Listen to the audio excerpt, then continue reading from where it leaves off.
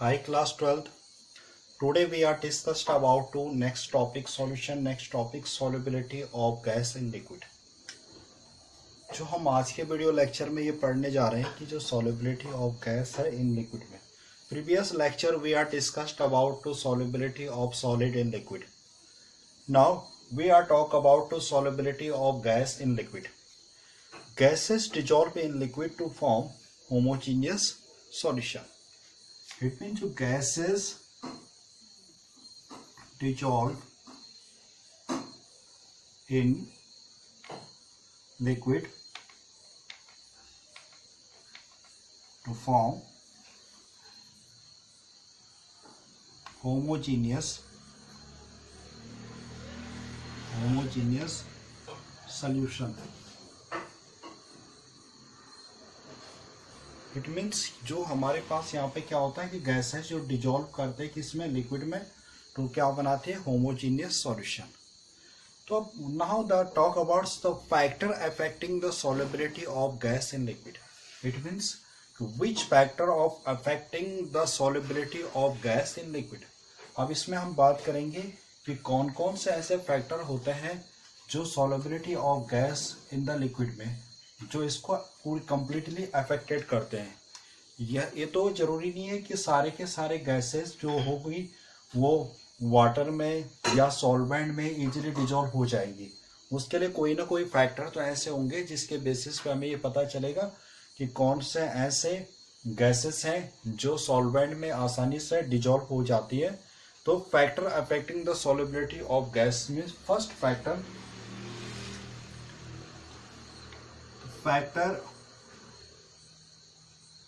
affecting solubility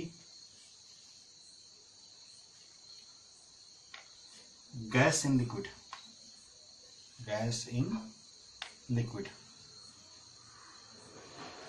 तो first factor nature of gas and solvent. तो first factor हमें क्या देखना पड़ेगा, nature of gas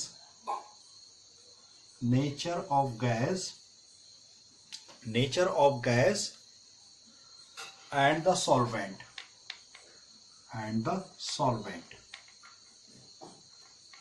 तो factor affecting of solubility gas in liquid. First factor nature of gas and solvent. It means the solubility of different gases in the same solvent varies considerable. It means जो हमारे पास क्या है कि जो solubility of different gas की होती है same solvent में क्या हो सकते हैं, उनमें वेरिएशन आ सकता है, वेरिएशन कंसिडरेबल आ सकता है. For example gases like nitrogen, hydrogen, oxygen, helium dissolve in water only small extent, where is gases like ammonia, sulphur dioxide, HCl are highly soluble in water. It means जो nature of gas और solvent का है, यहाँ पे हमारे पास बहुत सारी gases क्या होती है. सपोज यहाँ पे हमने भी टेक सॉल्वेंट ले रखा हमने यहाँ पे किसको, वाटर को. यहाँ पे वाटर हमारे पास क्या है, सॉल्वेंट. हम क्या कह रहे हैं कि nature of gases of solvent, और यहाँ पे हम इसको किसके साथ डिजॉल्व कर रहे हैं, जो हमारे पास यहाँ पे सॉल्यूट रहेगा कोई भी गैस है. यहाँ पे हमारे पास कोई भी सॉल्यूट क्या है, वो है गैस, और सॉल्वेंट है वाटर. तो ये जरूरी नहीं है कि सब जगह हमारे पास क्या होगा कि जो हम क्या करें, कुछ गैसेस जैसे नाइट्रोजन, हाइड्रोजन, ऑक्सीजन है, या हमारे पास कोई गैसेस होगी जैसे अमोनिया हो गया, HCl हो गया, सल्फर डाइऑक्साइड होगा. इन सब की टेंडेंसी अलग होगी डिजॉल्व वाटर में. वाटर के साथ डिजॉल्व होने की जो टेंडेंसी है सबका अलग अलग नेचर होगा. The solubility of different gases in the same solvent varies considerable. For example, like gases nitrogen, hydrogen,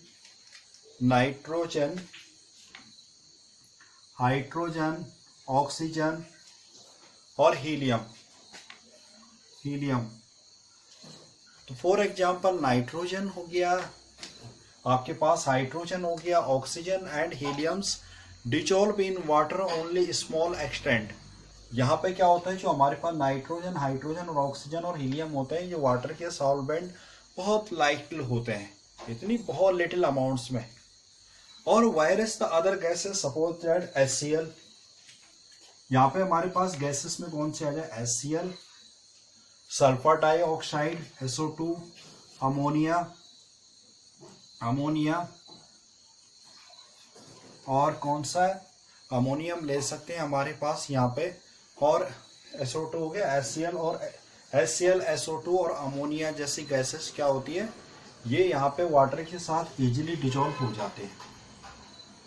अब देखो हमारे पास क्या है, कंडीशन क्या है, वह जो हमारे पास सॉल्वेंट तो सेम है, बट यहाँ पे हमारे पास गैसेस तो चेंज कर रहे हैं यहाँ पे, क्योंकि नाइट्रोजन, हाइड्रोजन, ऑक्सीजन और हीलियम की जो हीलियम है, ये लाइट डिजोल्व होते हैं, इनके साथ लिटिल अमाउंट्स में डिजोल्व हो पाते हैं, किसके साथ, वाटर सॉल्वेंट के साथ। वही वायरस का HCl, SO2 और अमोनिया ये क्या करते हैं, ये कंप्लीटली डिजोल्व हो जाते हैं वाटर के साथ। तो ये रीजन क्या है, इस रीजन को देखने के लिए हमें ध्यान से देखना होगा कि जो HCl है ऐसे कौन सा नेचर आ रहा है इसमें, due to the reason of due to the polar nature. यहाँ पे हमारे पास क्या कंडीशन आती है, जो हमारे पास सॉल्यूट होता है पोलर, जिस सॉल्यूट कौन सा है, गैस का भी क्या है, जो पोलर गैसेस होंगी, पोलर गैस और सॉल्वेंट का भी जो नेचर होगा polar solvent.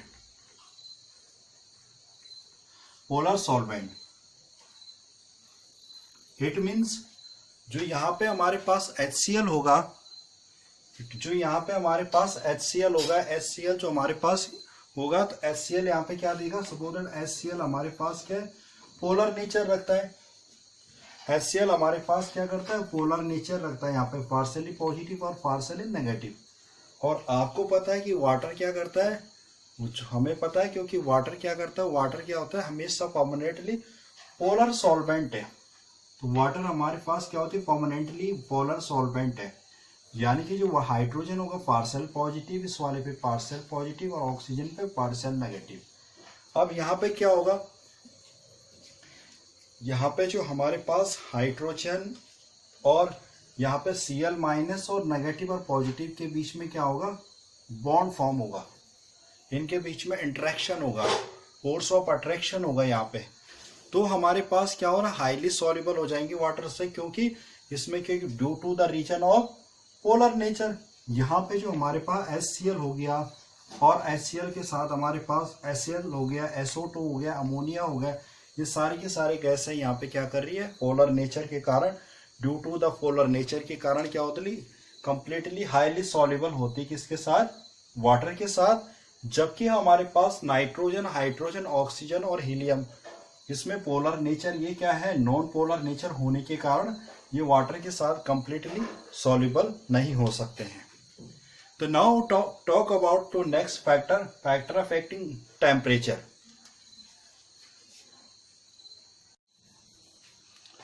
Now the next factor of the temperature.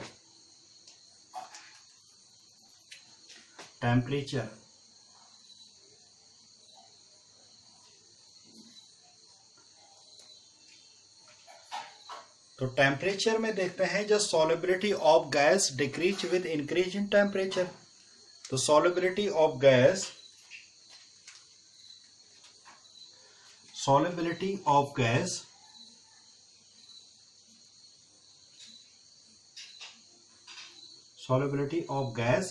decrease with increased temperature,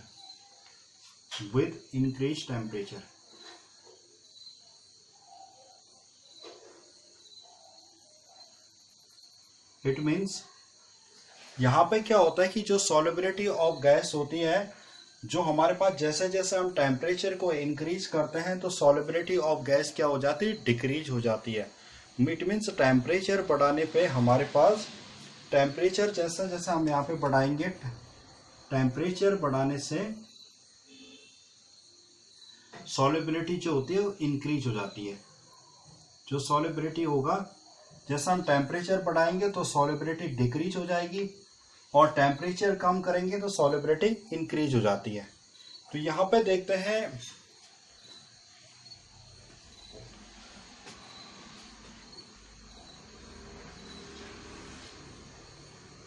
we understood the help of the diagrams. The liquid particles in this, and this one is the gaseous particles. This one is the gaseous particle. This each one the liquid particles, and this is gaseous particles. When we give to heat,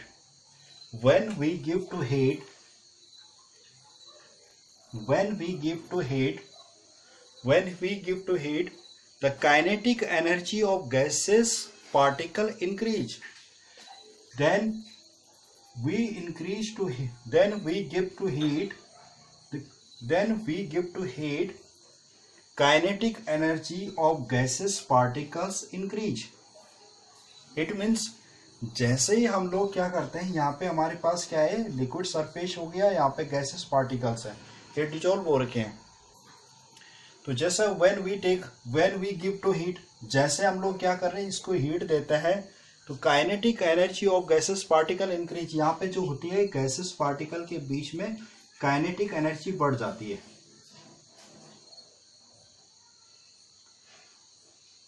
kinetic energy यहाँ पे क्या हो जाती है, gases particle में बढ़ जाती है. तो सो मूव रैंडमली. तो यहां से क्या होता है, जैसे यहाँ पे काइनेटिक एनर्जी बढ़ जाती है इसमें, when we give to heat, then kinetic energy of gases particles are increase. तो so the gases particles move randomly. So the gases particles move to here and there. It means जो gases particles होते हैं यहाँ पे क्या करने लग जाते हैं, रैंडमली मूव करने लग जाते हैं. तो जैसे हम यहाँ पे टेम्परेचर बढ़ा रहे हैं, टेम्परेचर बढ़ाने से क्या होता है कि गैसेस पार्टिकल्स के अंदर की काइनेटिक एनर्जी बढ़ जाती है. जैसे जैसे काइनेटिक एनर्जी बढ़ जाती है तो यहाँ पे गैसेस पार्टिकल क्या करते हैं, रैंडमली मूव करने लग जाते हैं. और जिससे क्या होता है कि हमारे पास टेम्परेचर बढ़ाने से सॉल्युबिलिटी क्या हो जाती है, सॉल्युबिलिटी डिक्रीज हो जाती है. तो यहाँ पे अगर हमें क्या करना है कि हमें अपनी यहाँ पे जो हमारे पास लिक्विड और गैस की सॉल्युबिलिटी को बढ़ाना होगा, तो हमें करना क्या होगा, यहाँ पे टेम्परेचर को डिक्रीज करना पड़ेगा. तो यहाँ पे हमें क्या करना पड़ेगा, टेम्परेचर को डिक्रीज करना पड़ेगा. Because the generally gas dissolve in the liquid with the evolution of heat. यानी कौन सी प्रोसेस से करना पड़ेगा, फॉर एग्जाम्पल एक्सोथर्मिक प्रोसेस. यानी कि gas, it means gas plus solvent, then the formation of solution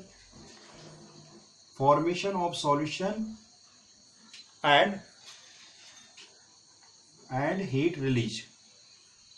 यहाँ पे हमें क्या करना पड़ेगा कि कौन सी प्रोसेस है ये, एक्सोथर्मिक प्रोसेस. अगर हमें क्या करना पड़ेगा कि यहाँ पे सॉल्युबिलिटी को अगर बढ़ाना है तो हमें क्या करना पड़ेगा, टेम्परेचर को लो करना पड़ेगा, टेम्परेचर को कम करना पड़ेगा. तो जैसे हम टेम्परेचर को कम करेंगे तो गैस और सॉल्वेंट के साथ जब गैस एंड सॉल्वेंट आपस में डिजोल्व होंगे तो सॉल्यूशन बनेगा. और इस फॉर्म में क्या होगी, एनर्जी क्या होनी कब पड़ेगी, एनर्जी यहाँ से रिलीज होगी. तो इस कंडीशन से हम लोग क्या कर सकते हैं, सॉल्युबिलिटी बढ़ा सकते हैं. तो जनरली हमारे पास क्या है कि हमारे पास जैसे जैसे solubility of gas decrease with increase in temperature, जैसे हम लोग क्या करते हैं, सॉल्युबिलिटी गैस की जैसे जैसे टेम्परेचर बढ़ाते हैं सॉल्युबिलिटी डिक्रीज हो जाती है. क्यों डिक्रीज होती है कि जैसे हम यहाँ पे पार्टिकल्स, हमारे पास कंटेनर है, यहाँ पे हम इसको हीट देते हैं, जैसा हम यहाँ पे इसको हीट देते हैं तो यहाँ पे हमारे पास जो गैसेस पार्टिकल जो डिजोल्व हो रखे थे, यहाँ पे डिजोल्व होने के लिए आ रखे हैं. यहाँ पे क्या होगा, गैसेस पार्टिकल के अंदर की काइनेटिक एनर्जी बढ़ जाती है. और काइनेटिक एनर्जी इंक्रीज होने से क्या होते हैं कि ये पार्टिकल क्या होते हैं, रैंडमली मूव करने लग जाते हैं, मूव करते हैं हियर एंड देयर. एंड इस प्रोसेस में क्या होता है कि टेम्परेचर बढ़ने से सॉल्युबिलिटी डिक्रीज हो जाती है.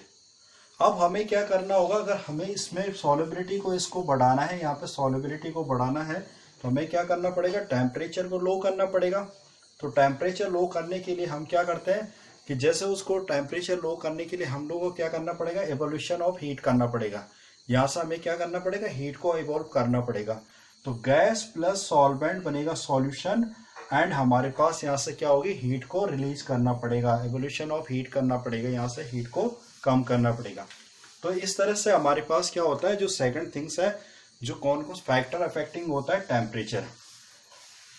तो पहला जो हमारे पास solubility of gas in liquid का पहला फैक्टर था nature of gas and solvent का, कि नेचर किस टाइप का है हमारे पास सॉल्यूट का और सॉल्वेंट का। तो वहां पे हमने देखा कि जनरली हमारे पास जो HCl होता है, SO2 होता है, अमोनिया होता है, पोलर नेचर का होता है जो, और वाटर भी क्या होता है, परमानेंटली पोलर नेचर के होते हैं, जिसके कारण से आसानी से ये डिजोल्व हो जाते हैं। सेकंड थिंग्स क्या आती है हमारे पास, टेम्परेचर। जैसे जैसे हम लोग क्या कर रहे थे, टेम्परेचर बढ़ा रहे थे, सॉल्युबिलिटी डिक्रीज हो जा रही थी। अब सॉल्युबिलिटी डिक्रीज क्यों हो रही थी, क्योंकि हम लोग क्या कर रहे हैं, हीट बढ़ा रहे हैं, यहाँ पे हीट दे रहे हैं, तो यहाँ पे जो गैसेस पार्टिकल है रैंडमली मूव करने शुरू हो जाते हैं, क्योंकि यहाँ पे काइनेटिक एनर्जी बढ़ जाती है, जिसके कारण से टेम्परेचर इंक्रीज करने पे सॉल्युबिलिटी डिक्रीज हो जा रही थी। अब हमें इसको अगर सॉल्युबिलिटी बढ़ानी तो हमें क्या करना था इसमें, कि टेम्परेचर को डिक्रीज करना था। और टेम्परेचर को डिक्रीज करना यानी कि जहाँ पे हमें हीट को रिलीज करना है वहाँ पे हमें क्या करना पड़ेगा, एक्सोथर्मिक प्रोसेस की हेल्प से हमें क्या कर सकते हैं, इसकी सॉल्युबिलिटी को बढ़ा सकते हैं। तो नेक्स्ट फैक्टर आता है हमारे पास pressure.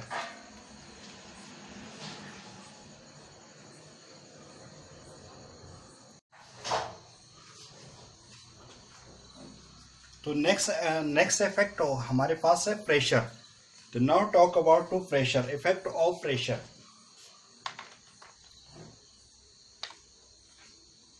Effect of pressure.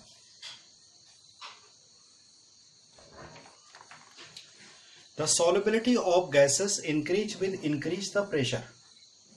The solubility of gas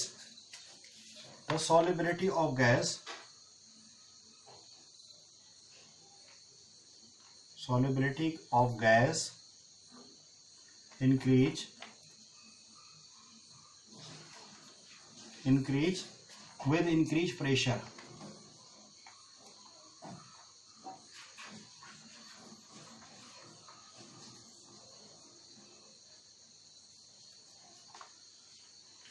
so solubility of gas with increase pressure. जैसे जैसे हम क्या करते हैं कि प्रेशर को बढ़ाते हैं तो सॉल्युबिलिटी ऑफ गैस की क्या हो जाती है, इंक्रीज हो जाती है। तो solubility gas off increase with increase pressure, pressure बढ़ाने के साथ साथ भी क्या होता है हमारे पास सॉल्युबिलिटी इंक्रीज हो जाती है। इसके लिए एक साइंटिस्ट थे, उन्होंने इस पे काम किया था।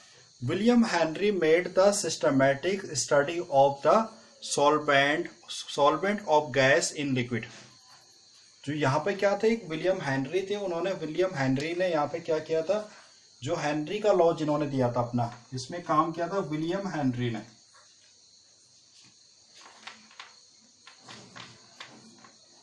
William Henry. तो William Henry made the systematic study of the solute of gas in the liquid. He gives quantitative relationship between solubility of gas in solvent and pressure, which is known as Henry law. जो यहाँ पे एक scientist हुए थे William Henry, इन्होंने क्या किया था, एक सिस्टमैटिक स्टडी की थी किसमें, solute of gas in liquid के लिए। और उन्होंने क्या किया था, एक क्वांटिटेटिव रिलेशनशिप दिया था किसके बीच में, सॉल्यूशन ऑफ गैस और सॉल्वेंट के बीच में, और किसके रिस्पेक्ट में, प्रेशर के, जिसको हम क्या किस नाम से जानते थे, known as the Henry law. तो देख लेते हैं हेनरी लॉ क्या कहता, पी प्रोपोर्शनल। हमारे पास यहाँ पे कोई भी एक लिक्विड है,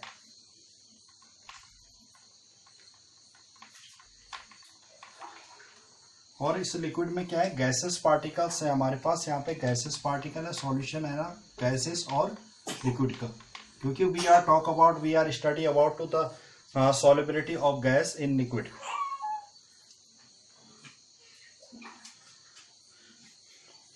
तो यहाँ पे हम लोग क्या देखते हैं कि जो यहाँ पे इन्होंने जो लिया था, यहाँ पे गैस का लिया था हेनरी ने एक्स। अब सॉल्युबिलिटी ऑफ एक्स क्या है हमारे पास, टेम्परेचर इंडिपेंडेंट क्वांटिटी है, किसको हम बोलते हैं क्या, कौन से टर्म्स, मोल फ्रैक्शन।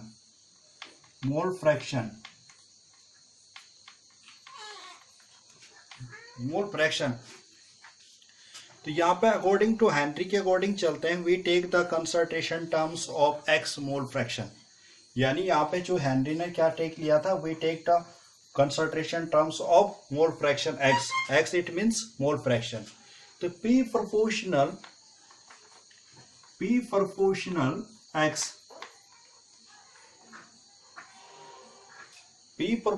x, तो P equals to KH and X, where KH is the Henry constant, where KH Henry constant,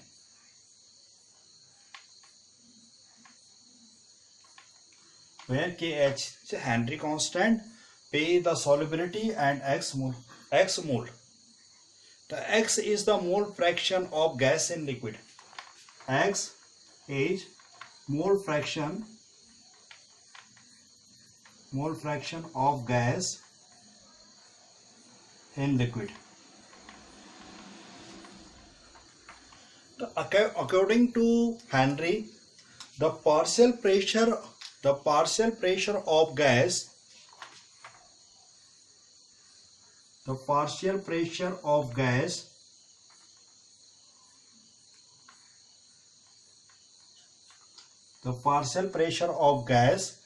in the vapor phase in the vapor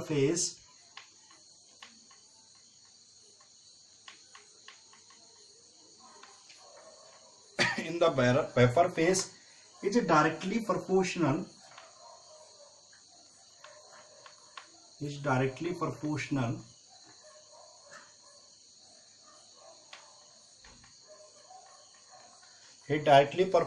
to mole fraction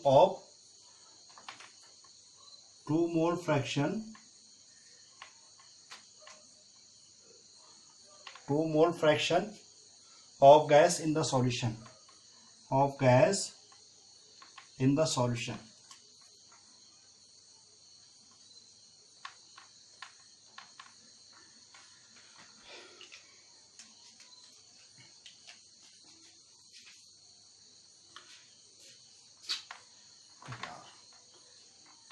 This is the Henry equation. This is the Henry definition of Henry law. According to Henry, the partial pressure of gas in the vapor phase is directly proportional to the mole fraction of gas in the solution. If we do constant pressure, solubility,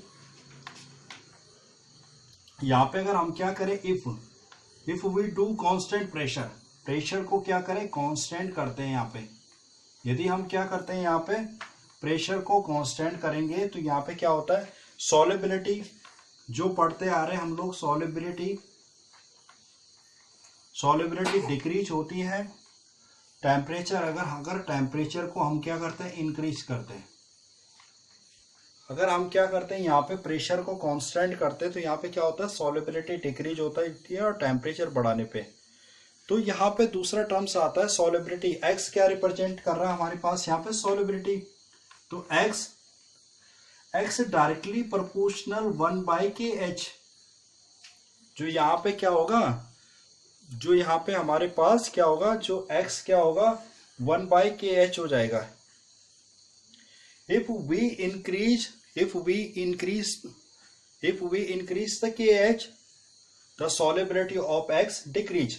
It means अगर हम लोग क्या करते हैं, 1/KH, यहाँ पे अगर हम KH को इंक्रीज करते हैं तो सॉल्युबिलिटी, यानी X किसको डिनोट कर रहे हैं यहाँ पे, सॉल्युबिलिटी को, तो सॉल्युबिलिटी क्या हो जाएगी, यहाँ पे सॉल्युबिलिटी डिक्रीज हो जाएगी।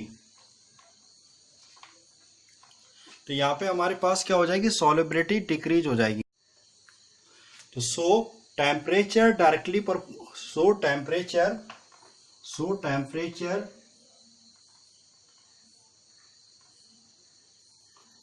Temperature directly proportional to KH।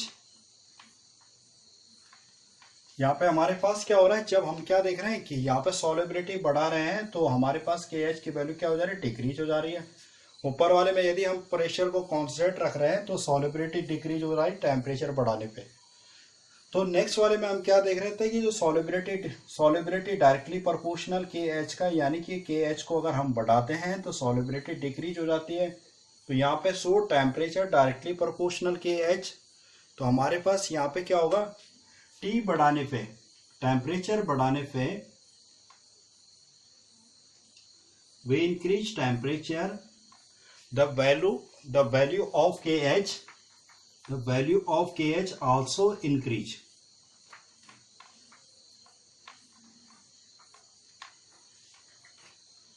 तो so temperature increases, तो so value of kh also increases.